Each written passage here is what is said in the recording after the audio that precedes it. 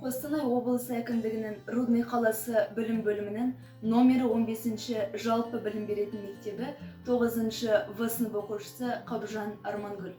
Мектебіміздің қазақ тілі қазақ әдебиеті пәнінің мұғалімі Наргүл Қайратқызының «Адамға неге адал болу керек» атты шығармасы. Бұл өмір қысқа, соған сену керек, Алланың жазғанына көну керек.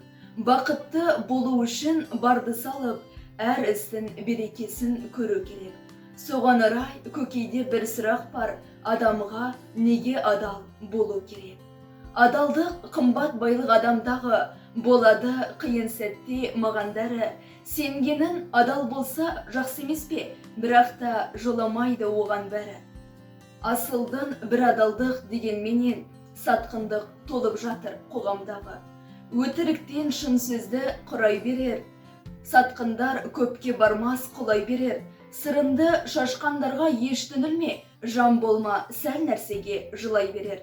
Өтіріктің құйрығы бірақ тұтам, сен емес тек жазасын Құдай берер.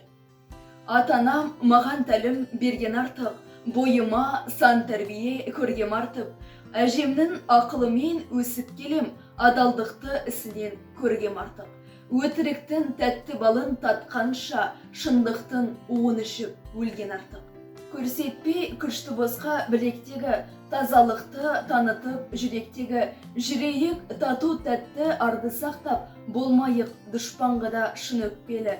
Сондықтан бар тіршілік иесінің жөн болар адалдықты ту еткені.